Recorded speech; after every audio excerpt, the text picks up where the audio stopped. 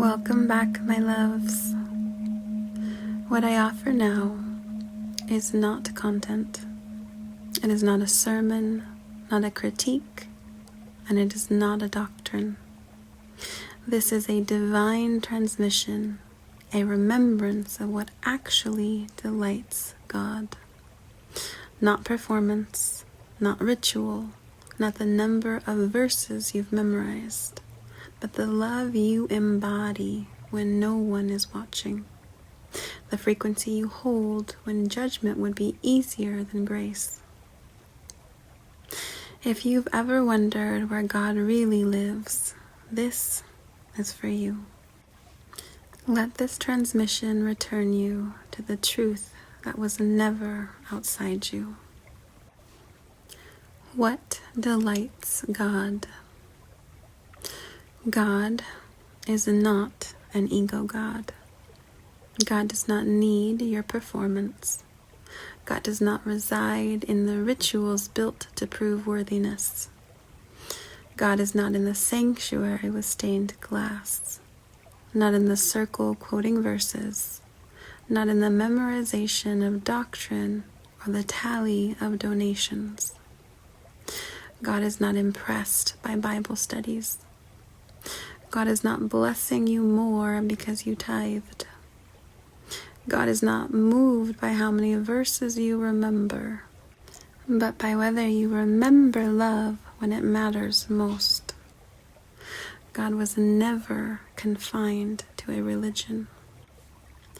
Religion may help some return to God, but it has also helped many forget.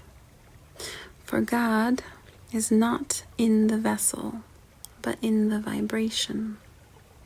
Not in the ritual, but in the remembrance. Not in the form, but in the living frequency of love made real. You were taught to seek God in a building, in the book, in the elder with a title, in the group with the right words. But God is not in the building. God is in the being, in the breath, in the stranger, in the silence between words.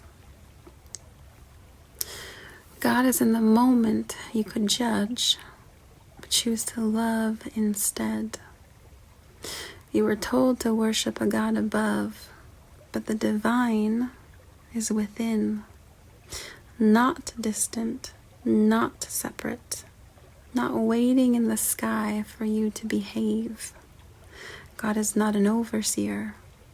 God is the thread of love running through all life.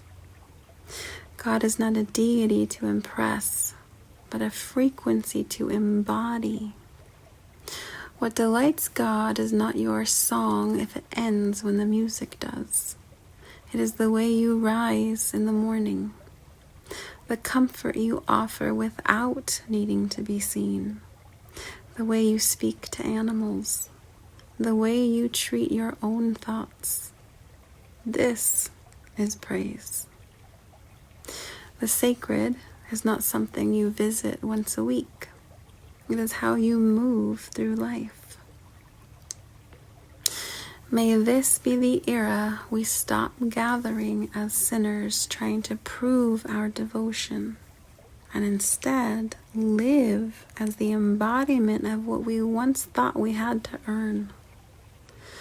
Let the prayer be your gaze. Let the sermon be your silence.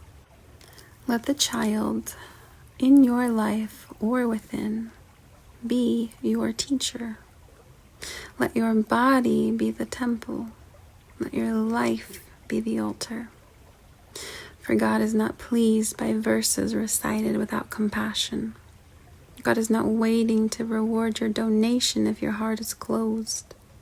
God is not moved by noise, but by presence. The ones who delight the divine are not always the ones leading worship. They are the ones sweeping the floor with love in their hands. They are the ones holding space for others without being seen. They are the ones who remember God is not separate. God is here. God is you when you are fully love. So live it. Let your life praise what your lips no longer need to name. Ashe, Amen, Selah, let light bear witness.